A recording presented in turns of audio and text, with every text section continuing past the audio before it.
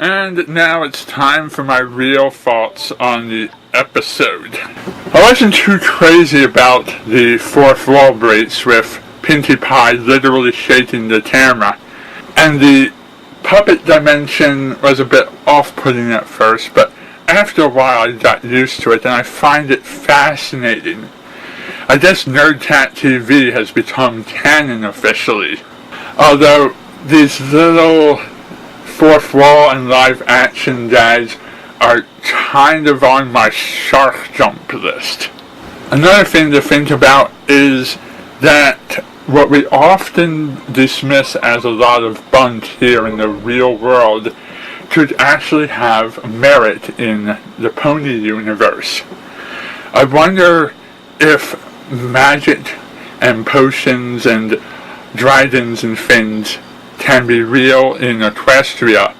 Could chakras and past lives also be considered real, or would ponies dismiss that sort of thing as a lot of ridiculousness? When the male pony delivers Discord his mail, he says, "Discord or current resident," which basically leaves Discord's mail to be delivered to whoever resides at Discord's house. But what if or current resident was Discord's legitimate last name? That could be a fascinating guide to pull on the fandom. And I guess sometimes AJ tries on the outside as well as on the inside. Her character's getting a little more complex now. I wonder which way it will go as events continue to unfold. Or maybe writers just aren't comparing notes. Either way, your best friend's tail is not a tissue, AJ. No pony wants snot in their tail. And what exactly is this card game that has your own cutie marks on the cards themselves? How is that a thing? I'm still having trouble getting over Fish My Wish from the last episode. I think it was a missed opportunity of Discord to not have asked for 40 cakes. Then Discord could have stolen 40 cakes. That's like 4 tens, and however the rest of that Lex Luthor quote goes. We finally got to see the return of Maud Pie. Her role, albeit a small one, she still had some of the best moments in the episode. I'm also surprised that they didn't make any references to any of the Ghostbuster movies or any of the Blob movies. It seemed so easy. Tree Hugger is like totally that 90s era new age girl, you know, into crystals and new age stuff and chakras and therapy and all that kind of junk.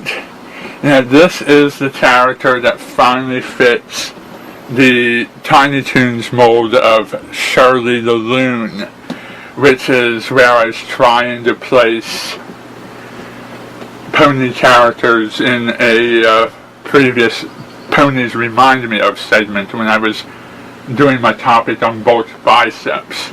Other things about Tree Hugger that fascinate me is the fact that she didn't really come out of no place, so she's not quite as bad as Shining Armor or Trenderhoof.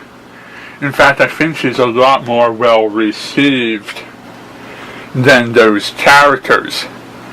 But I still think she follows that same rule of a pony that we've never met before that we're supposed to believe the characters have known for a while. Either way, I think she was much better handled and much more loved by the fandom, although a few fans didn't quite like her that much.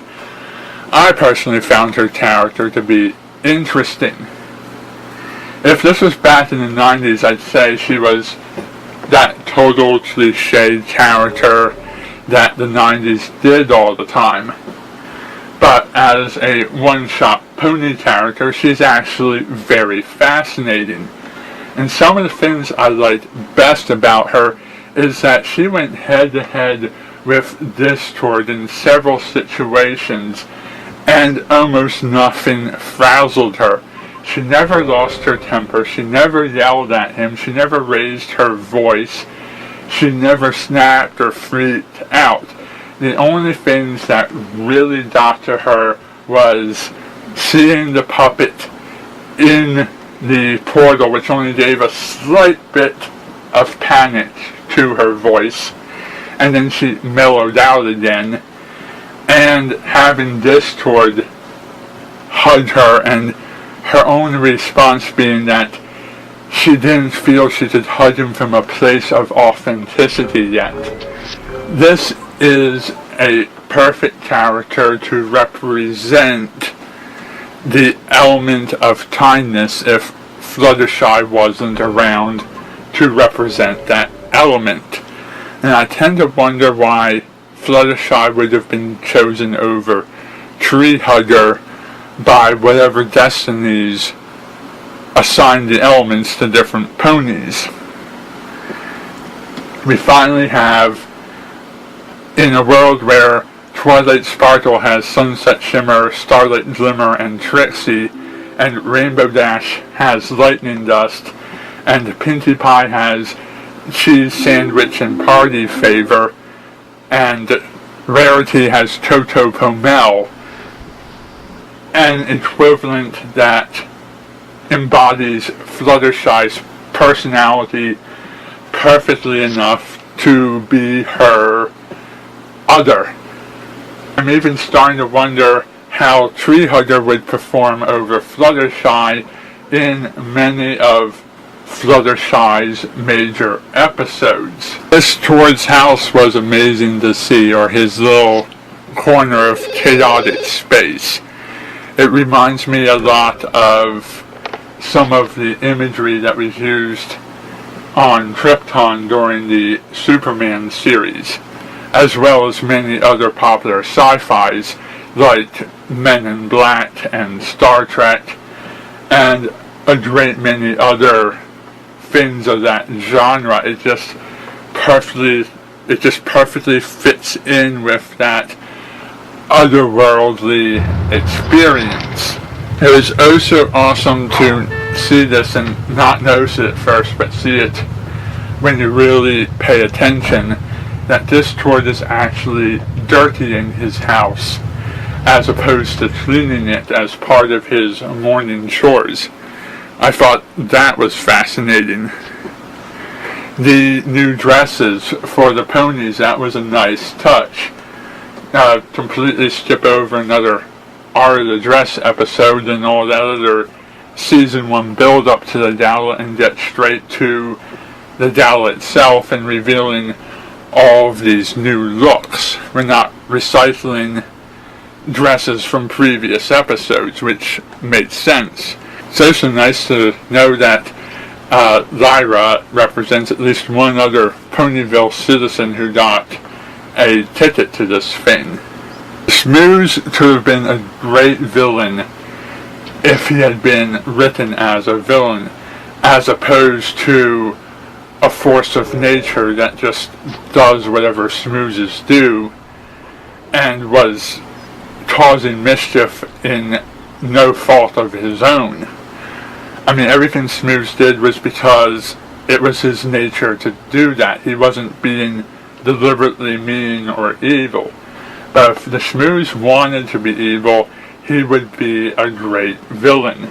His ability to stop magic and prevent flight and basically glue ponies in place, combined with his resistance to pony magic, but not chaotic magic, makes him a very powerful threat to Equestria.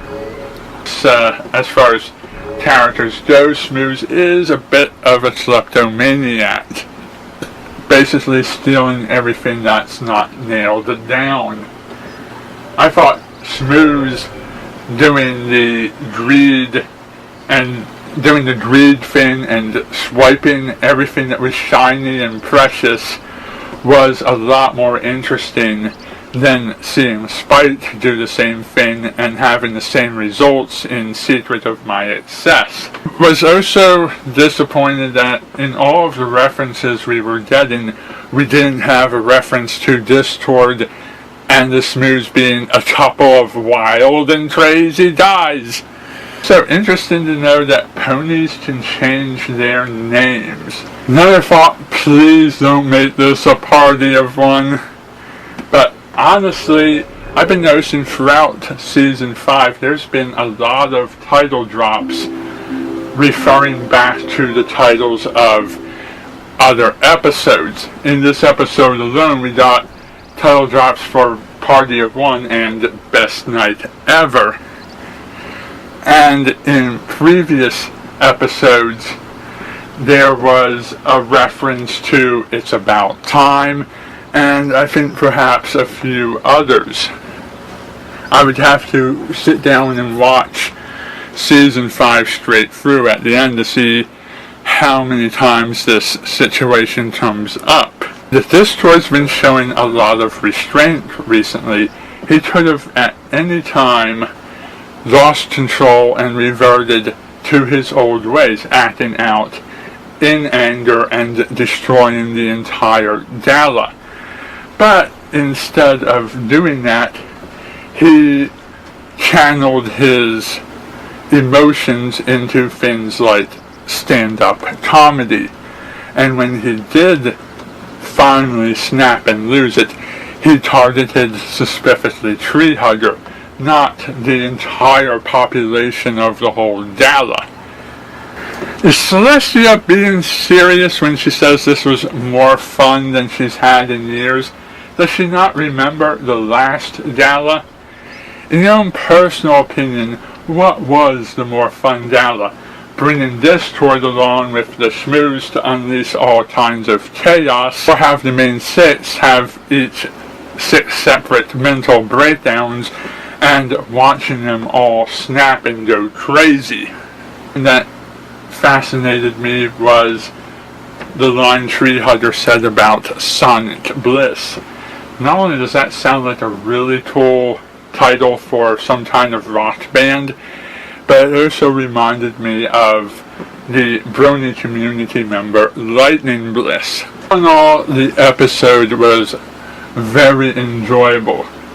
I think a few people have had issues with the fact that Discord is going in the wrong direction, and they liked him better when he was pure evil. But I also enjoy the fact that the writers are willing to evolve a major character's personality without having him take steps backwards too far. Anyhow, my point in all this rambling is that there's a lot of people out there who liked this episode, who absolutely love the character of Tree Hugger and love the direction of Discord's character. And there are other people who can't stand Tree Hugger and can't stand Discord. And for those people, this is not such a good episode. But I think the overall consensus is more people love this than not love this. Anyhow, that's a bit all for my thoughts on this episode. Thank you for watching and good night. Go, Twilight Sparkle, Twilight Sparkle, singing our song all day long.